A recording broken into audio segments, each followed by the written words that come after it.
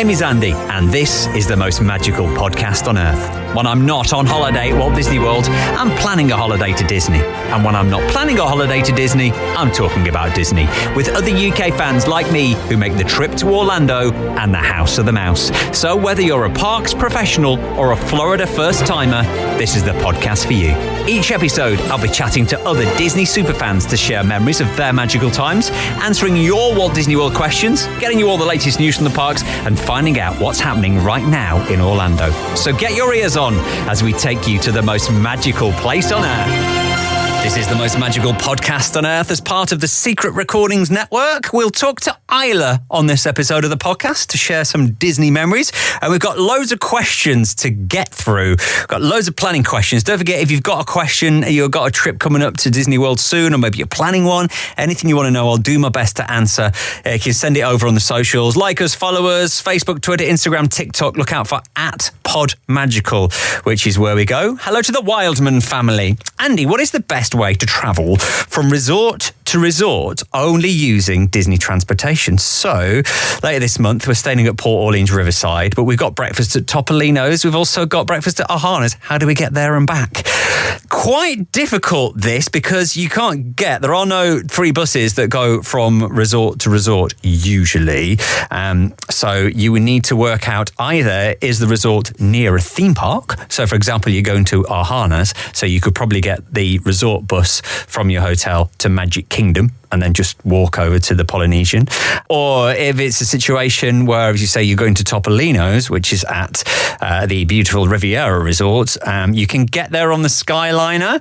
So you would be able to get the resort bus from your hotel to Hollywood Studios and then get the Skyliner from Hollywood Studios over to Riviera. It's knowing if a resort is near a theme park in walking distance, or getting the bus from your hotel to a theme park and then getting the next bus from the theme park to that hotel where the resort is where you want to be. It's confusing. You could always get an Uber. If you're using the transport at Disney, obviously to save yourself a bit of money, just make sure you've given yourself a lot of time. Thank you for that question. Have a great time. Andy, how do you stack lightning lanes, says Chloe. We've mentioned this on quite a few podcasts now with people who've been there recently. If you've paid for Genie Plus, if you're lucky to get it in advance and you've paid for the lot, stacking lightning lanes. So lightning lane, 7 o'clock, you go on the app, you book your first lightning lane. But for example, say you've got a day at the water park, so you're going over to Universal, or you want a lazy day, but you've still paid for your Genie Plus, you can stack lightning lanes. So 7 o'clock, you go and you get your first lightning lane, and you can get it for a time later in the afternoon, say when you're not in the park. So say 5 o'clock, say 6 o'clock. So say you're going to Hollywood Studios, you can book a lightning lane, say you've got Slinky Dog at 6 o'clock, but you booked it at 7. 2 hours after you've made your first one, you can make your next one. That would be 2 hours after the park opens, by the way. So the park opens at 9, you get your next one at 11, then at 1, and then at 3. So every 2 hours you can make a lightning lane request. And when you've made your request, it doesn't actually matter if they're at the same time as another lightning lane. So, you could make a reservation every 2 hours, and all the reservations could be like around 6 or 7 o'clock. So it just means by the time you get to the park, you just got loads of lightning lanes waiting for you. Does that make sense? That's how you stack a lightning lane. Any more questions? You can drop them over on Facebook, Twitter, Instagram, TikTok. @PodMagical is where we are. And if you'd like to be a podcast guest, you love chatting about Disney, especially if you've just come back, give me a shout. Let's get on to this week's guest. Let's chat Disney with Isla.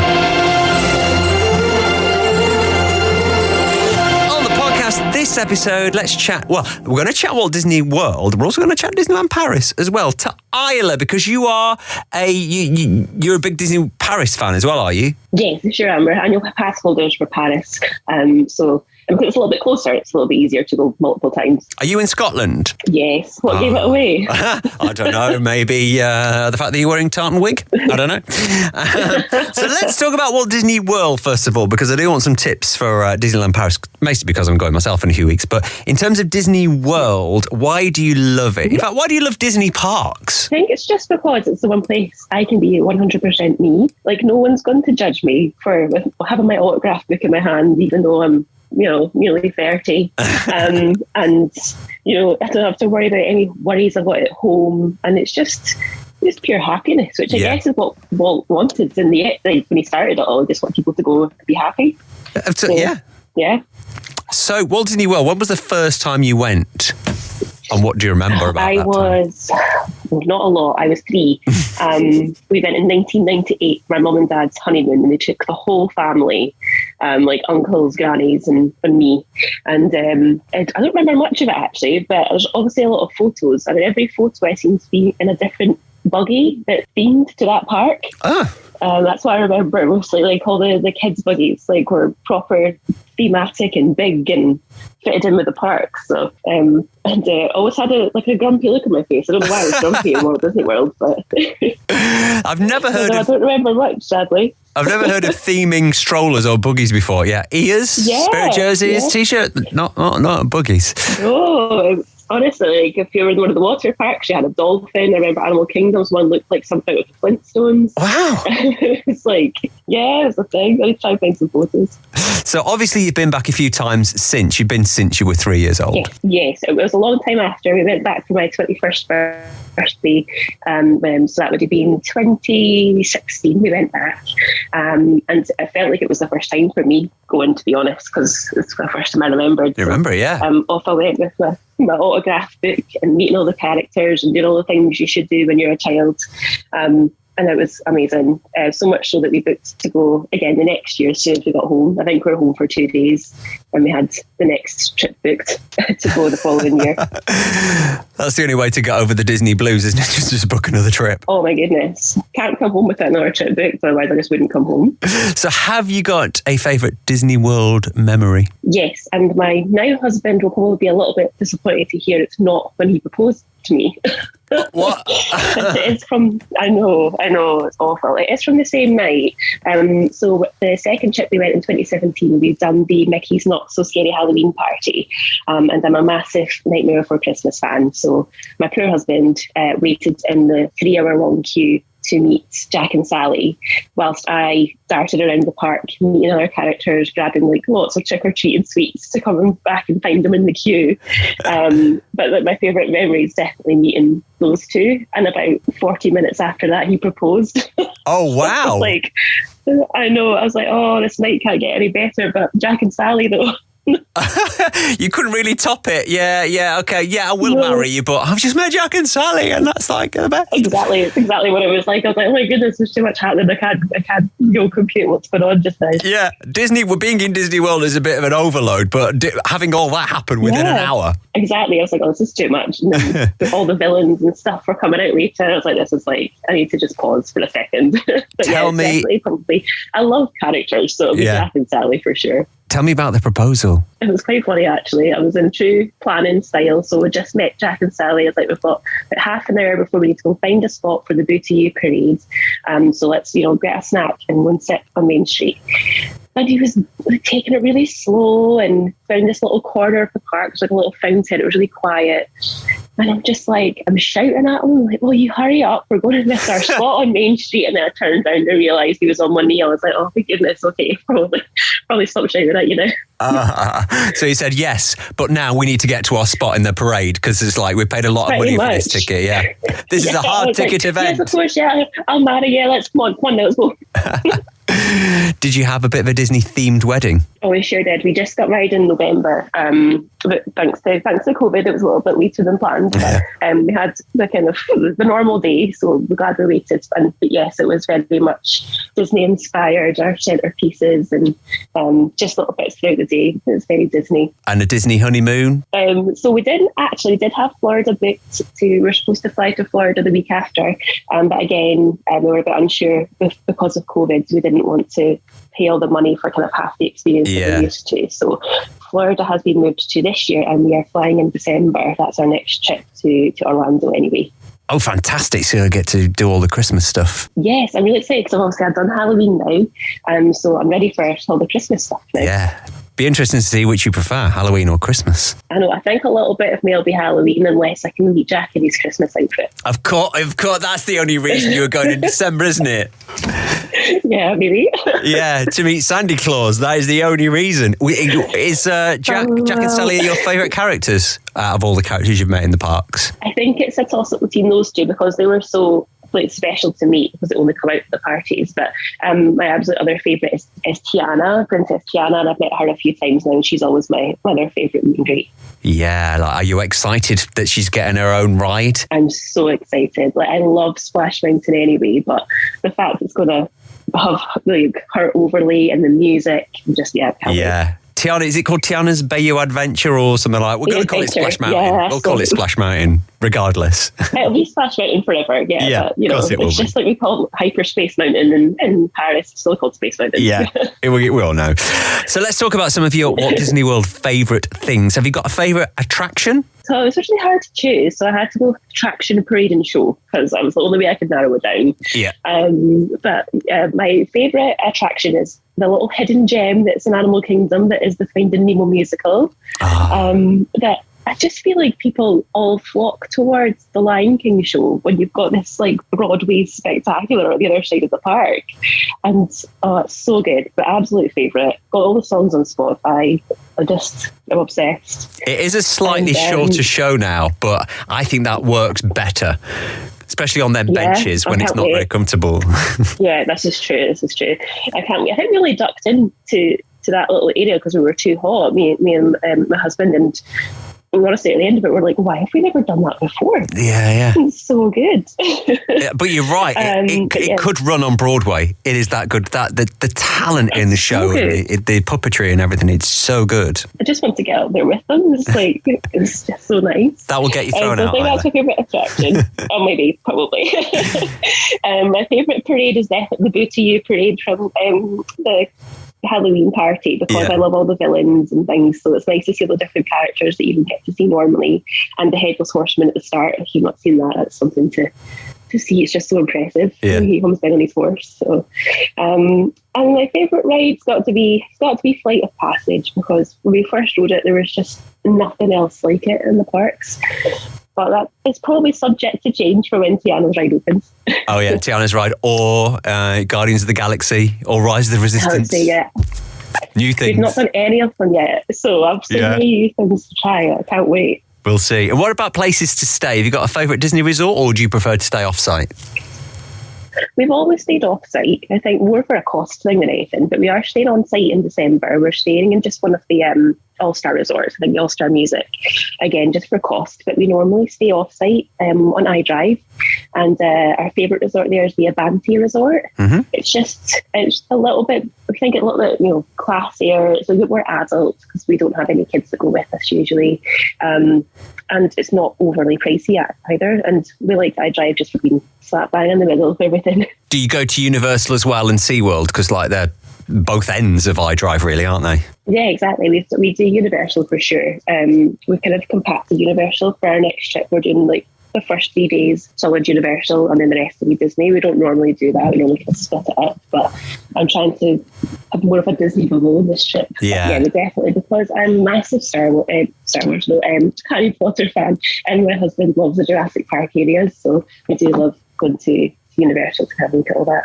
Oh, fantastic. Anywhere else in Orlando that you ventured to, or do you just stick to the theme parks? I love a bit of shopping. To go to the outlets. I'm obsessed. And my husband's got a bit of an obsession with JCPenney's. He does love going in there for a bargain, and obviously the Character Warehouse, and see what I can get. Although I try not to make the mistake of going too late in the trip, because I have bought something full price before and then found it in the warehouse. Yeah, don't tell me about that. I've been there myself. Been there, done that. There's nothing worse. Oh, I know, yeah. Oh, it's so annoying. Definitely beginning of the trip, Character Warehouse. Yeah, quite early on. Yeah, have a wee look, see if there's anything we need, and then we always go back. We try and give 2 days to shopping, try and do kind of 2 outlets, so the Mall at Millennia and the Florida Mall. Yeah. Just to have a look and see if there's anything different. So we did that, and I love exploring iDrive. We had a full day on our first trip where we just went and done all the kind of fun touristy things on iDrive, like Madame Tussauds, and there's the kind of upside down house, which is great for all the photos and things, if you've not seen it. Yeah, I've been past that so many times, never been in. Is it World of Wonder or something it's called? It's basically an indoor theme park, I think. So if it's you've got a really rubbish weather day and you've got little ones, I think it's quite suited for that. But I just like having a really good wander around it, so I think it's so impressive. Let's talk about food. Have you got a particular favourite restaurant? Seemed a bit of an amateur when we first went in 2016, I didn't know about having to book all the restaurants. I had all the fast passes down. I was up there with that, but I missed the memo on the restaurants. So I've not actually experienced quite a lot of them. We've done the popular ones, we've done Be Our Guest and the Sci-Fi Diner, and I did love both. But I think listening to your podcast, I've now got a list the length of my arm of the ones I need to book for December. So yeah, by the sounds of things, I think my top 3 I want to try is obviously Ohana, because that seems to come up quite a lot. Yes. California Grill to try the food, but also to watch the fireworks at night. I've heard on your podcast as well, somebody said that you can meet the evil queen at a character meet and greet. Is it Wilderness Lodge? That's a lovely character meet and greet, and any chance to meet a character I don't have an autograph for yet. So, and she's fabulous as well. Yeah, she's fabulous. I love the villains, and they're just great. I was going to give you a top tip for California Grill. So you can go whenever you want, and you can come back for the fireworks. So if you go at like 4 PM, you don't have to hang around for the fireworks, but you can come back for the fireworks. Yeah. There's 2 platforms to watch the fireworks. So everybody goes to the one on the right. So as you're looking at the park from the restaurant, everybody goes to the one on the right. There's actually one on the left as well, which faces the park a little bit more square on, and there's less people go out there. Okay, amazing. There you go. That in my box. No, we just to say we're more snackers because we missed out on the dining reservations. We tend to just grab food as we go. But I would say if nobody's had one of the giant candy apples that you can get from Disney Springs, then I highly recommend those, because they're all different characters and they're really cute. The ones that take your teeth out. Yes. No dentures. If you're covering them, maybe avoid them. I'm going to get some Disney Paris tips in a moment, but first of all, I'm going to give you your perfect day at Walt Disney World. Now, it's not your only day at Walt Disney World. You know, in the middle of all your holidays, you're having a perfect day. What would it be? Okay, so because it's my perfect day, I feel like I can go a little bit OTT. So I'll be waking up in Cinderella's castle in the royal room that you can only get if you're a VIP. Yeah, wouldn't we all love to be in there? Yeah. Right. So if this is my one time I get to do it, then I'm going to do it. Fair play.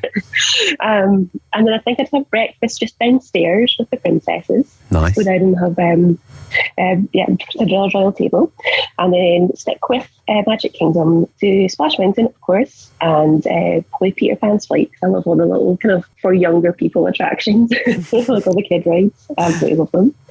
And then head over to Animal Kingdom to do Flight of Passage, and of course watch the Finding Nemo show. And obviously heard from your recommendations, there's another character dining at Tusker House, which sounds fabulous. That's a good one. It's a good one. I'll probably have lunch there. Yep. Dart on over to Hollywood Studios just to do Galaxy's Edge. I'm just going to keep it to Galaxy's Edge and have a little Star Wars immersion, and finish it up over at Epcot, and probably have dinner at the Japanese Pavilion, because that is our favourite cuisine, is Japanese. Yeah.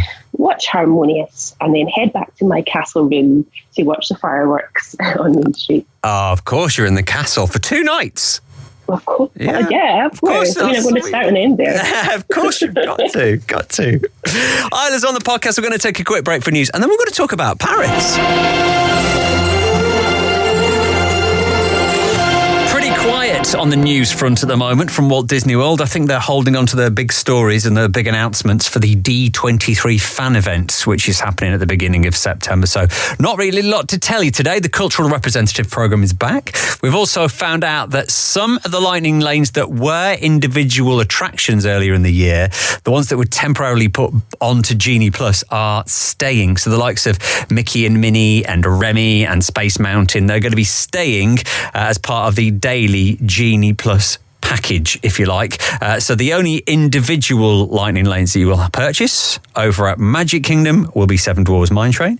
Over at Epcot will be Guardians of the Galaxy, Rise of Resistance Hollywood Studios, and Avatar Flight of Passage over at Animal Kingdom. So they're the only attractions, one in each park, that are going to be individual. Everything else is part of the Genie Plus. And we found out what food we can eat in Halloween. The first Halloween party is only a week away. Some of the food that you can nibble on for Halloween in Magic Kingdom includes things like the not so poison apple pie milkshake, and also the pain and panic hot dog. There's loads of food that's going to be available for Halloween. Very Instagrammable. And also, if you are going to one of the Halloween parties, you can also buy tickets for the dessert party to watch the fireworks. So not only have you paid over $100 to get into the park for the party, you can then pay another $100 if you want to have desserts while you watch the fireworks. And if you want, and I don't know why. They've also announced that Cinderella's Royal Table and Be Our Guest are going to be open during the party. I don't know why you'd want to spend so much money to go to the party and then go for dinner somewhere that's open all the time. But I mean, if people have got the money and that's what they want to do, that's what they want to do.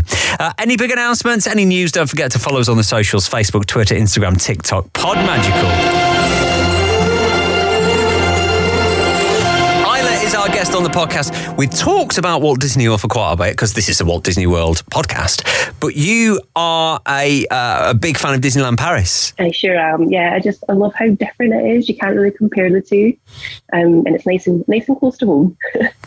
It is indeed. So you've got an annual pass. So how many times a year would you go? So this is our first year of having our annual pass. Right. We got it in February, and so far I'm on trip 4 this year. And I'm hoping to squeeze in one more little trip around Halloween before I then go to Florida. So that'll be 5 trips this year. And it's just so worth the money when you look at like how much it is to pay for one kind of day in the theme park. Yeah. And if you're going to go at least twice a year, it's just worth, grabbing the annual pass. So yeah, I've definitely went more times than I should have. But if you've got an annual pass, it's paying for itself. Exactly. Well, that's what I keep telling people. Now, the reason I'm asking you about this is because I'm going to Disneyland Paris very soon, and I haven't been for about 5 years. I've only ever been twice. The number of times I've been to Florida, I keep kind of like, I don't know, I didn't go to Paris, but I've been twice. It's both times have been December, and it's been flipping freezing. So to go in like late summer, early autumn, I need your tips. So basically the same questions as we ask about Walt Disney World is, what are your tips? Where should I be staying? What should I be eating? What are the restaurants? Fill me in, Isla. Okay. I mean, you're going at a great time because they've got their 30th anniversary on, which I think is amazing. That the shows that they've put on and the parades they've put on for the 30th are just up there with like Florida standards, I would say. But for staying, we always stay off-site. We stay at a place called the High Park, which is a 10-minute walk from the parks. Okay. And it takes us down to the ground. It's got it's a kind of kitchenette and stuff in it, so you can buy your own food, make your own dinner, things like that. Although we always end up eating somewhere nice in the parks. With best intentions. I know, we try to say we're going to have a cheap trip and then go out the window. It's the same for Florida with your dining reservations, so you need to get your dining reservations in. I would highly recommend we ate at the Yacht Club at the Newport Bay, which is one of the on-site hotels, and that's absolutely lovely. And we've also tried the Manhattan restaurant, which is in the new 5-star Marvel Hotel. Oh, right, yeah. Which is, even if you're not staying there, it's a 2-second walk from the theme park. Go and have a look at it because it's so beautiful. And the gift shop and the foods, and sometimes you might even see a character walking about. So it's definitely worth having a nosy there if you're not staying. Yeah, haven't they got a bar in there that makes you feel like you're looking out over? What's that called, and where is that? Is that in the hotel? So yeah, it's called the Skyline Bar, and it is just in the hotel lobby. So everything's really nicely signposted. So as soon as you get in the hotel, it's basically they've signposted to the Skyline Bar, to the gift shop, and to the restaurants because they know that everyone's coming in for a look at them all. But the Skyline Bar, we got in with about a 5-10 minute wait. Okay. And it's just so nice. Again, it's got all the windows done so it looks like you're sitting at the top of like a massive skyscraper, and you can look out and sometimes Spider-Man will fly past the window and things like that. And we had a little cocktail before dinner, and they've got all their cocktails are of course Marvel themed.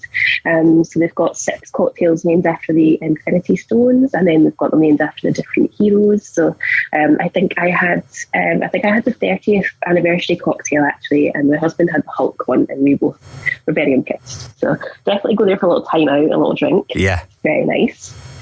Highly recommend.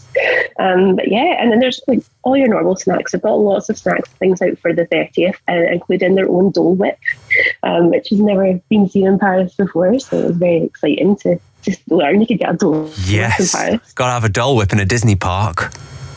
Right, and they've never had it. They've finally brought it for the 30th, so that's very exciting to finally have a Dole Whip, feel like you're properly in Florida, and with the heat as well. Like I think our first trip was in March, and we were in parks where it was snowing. I was like, I've never been in Disney in the snow. This is a new one for me. Yeah, how cool's that? And then our last trip, we were just back. We were there in June, and it's 34 degrees. So it was a little bit of a difference in what we were taking with us to wear. Have you used the fast passes of it? Because they've got a different fast pass system. Obviously, you've got Genie Plus in Walt Disney World in Orlando. What is the paid fast pass? How does that work in Paris?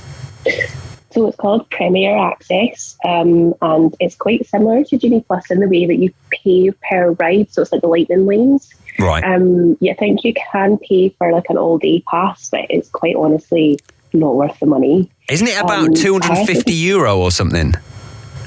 Yeah, for like a family of 4, you're talking €500-600 just for the day. And yeah, it's just ridiculous. And it's honestly not worth it. If you're really wanting to go on a ride, you're better. I think it's between 10 and €15 per ride if you want a lightning lane, or what they're called, Premier Access lane. So you're better just to, if you really want that one attraction, maybe shell out for that. But we've never paid for it, and we've never had a problem getting on out, and we want to get on. I don't know if that's because we have the annual pass. So in the morning we do have access to the early magic hour in the morning. Right, okay. So it's just any annual pass holders and hotel guests get in an extra hour.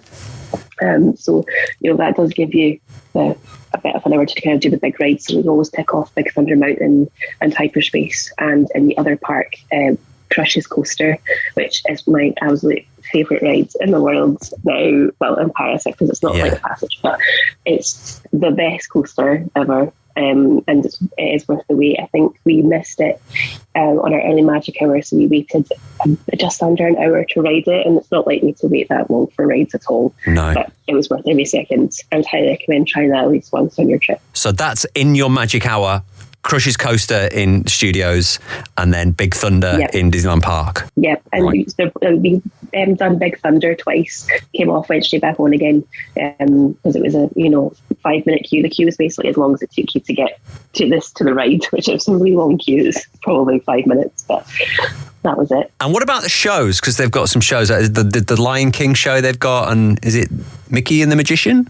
Yeah, they finally brought back their shows. When we were there earlier in the year, we didn't have any of them, so we got to experience them all on our last trip. And so we done it's a Festival of the Lion King. Is that the one in Florida? I get them mixed up. Yeah, that's Florida. It's the Lion King. Yeah. It's basically the Lion King show, and so that's the one that's in the Disneyland Park, and it's about a half-hour show, and it's basically a Broadway adaptation of the Lion King, so it's a bit different from the Florida show. I would say it's more similar to the Finding Nemo style, where they've got basically they just portray the film with music and dancers and acrobats, and but it's all done like a stage musical, and it was amazing. Yeah, it's definitely worth going to see. They're so talented, all the kind of dancers and performers. Yeah. Are they easy to get in, or have I got to get in really early? To be fair, we went about 20 minutes before the show started, and we were quite far back the queue, and we were thinking, oh my goodness, we're not going to get in here, but the theatres are massive. Right, okay. So I would say, pick a show time, get there maybe 20 to 30 minutes before your show starts to get in the queue to wait to get in. But the theatres are massive, and there's about 4 or 5 shows a day, so plenty of options. But that was my husband's favourite. He did love the Lion King show. I, however, liked Mickey and the Magician a bit more, so that's the one in Studios. And it's very cute. If you like characters, there's so many in it. So they just keep popping characters out. It's got some fun music. It's basically music from different films. So they feature like Cinderella, Beauty and the Beast, Aladdin, and play all the kind of range. But again, it's kind of like a musical, like a Broadway musical. Yeah. They come out, they perform. So yeah, I recommend both actually. I thought Mickey the Magician was going to be a bit more for the younger audience, but I loved it.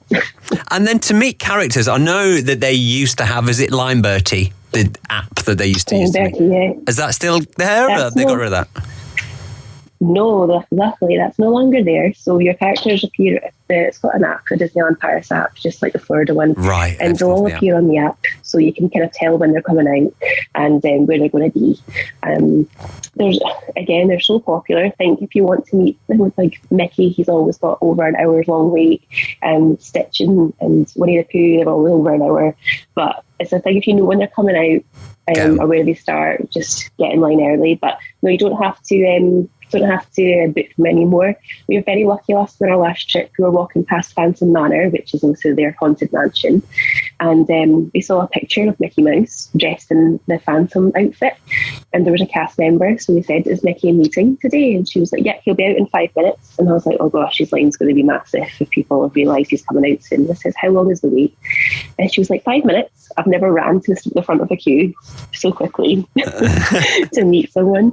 So he's a nice little secret meet and greet, actually. So he is. I don't think he's on the app, but he's advertised in the park. So if you're going to Phantom Manor, there's the main entrance to there, and then just off to the left is Mickey's little meet and greet where he's dressed as the Phantom, and that's a really cute meet and greet. And the fireworks, which seem to be really late, they're like 11 o'clock at night. Have you got a favourite spot to wait? How early do I need to get there? Well, to be honest, because it's the 30th celebration just now, so they've got the 30th parades going on through the day, which are highly worth the watch, and they're just amazing. But I would say for them, watch them when it's not too hot, so maybe the first one of the day, because as it starts to get hotter, they have to adapt it and make the show a lot shorter, because the characters, I don't think, would cope with the heat. Yeah. So if you're going to watch I think it's the Dream and Shine Brighter show, watch it kind of first thing in the morning when it's cool out. But yeah, the nighttime spectacular show, it's the drone show, I keep calling it. I don't know what it's actually called. I don't know, but it looks fantastic. It's just, I've never seen anything like it. Like, it's kind of first of its kind with the drones. I've not seen that anywhere else. But we made the mistake the first time we watched it of trying to, get close to the castle, and we kind of were just in front of the castle where the gardens are, and we got our spot about 45 minutes before the show started, and just as soon as it started, or it was getting close to starting, it was like this influx of people, and it's a very different experience from Florida, where it's just, you're very packed in. Even though Florida's busy, like it's a big place, there's a lot of people. It never felt so sardines as it did in Paris. Oh, right. It just wasn't enjoyable at all. So this trip, we stayed way back on Main Street. We were standing outside, I think, Lily's Boutique and Walt's Restaurant, which are both on Main Street, and we saw everything we needed to see from back there. The drones are so high in the sky, you can see them from outside the parks. If you're local, or like Belgium, Europe, or if you're staying there, you can see them from there. So it's, don't try and get close. You don't need to, because it's just music, some lighting, and then obviously the drones in the sky. So you can basically stand almost back in Liberty Square and see everything you need to see. So, but it's the best 3.5 minutes ever. It looks spectacular. So impressive. It's just in the atmosphere. If you don't know they're coming, which I think a lot of people in the park are not expecting them, when they first light up, and you just hear everyone in the park all at the same time. Yeah. it's lovely. It's so good. And then they play Illuminations afterwards. Illuminations, I think, came from the States. I'm sure I've seen them over there. So you play Illuminations after they play the drone show. So yeah, it's worth staying for that. What a perfect day in Paris. And you'll be there very soon. And then you'll be heading over to Walt Disney World. I can't wait. I'm so excited. I mean, Paris is amazing, but there's something about going over to Florida and doing all the parks, all the rides. I can't wait. I'm so excited for Christmas time. Well, have the best time, and thank you for all your top tips, especially with Paris. I know you're welcome. You've been very helpful for me, and hopefully anyone else who's planning to go to Paris. And Isla, have a magical day. Thank you so much.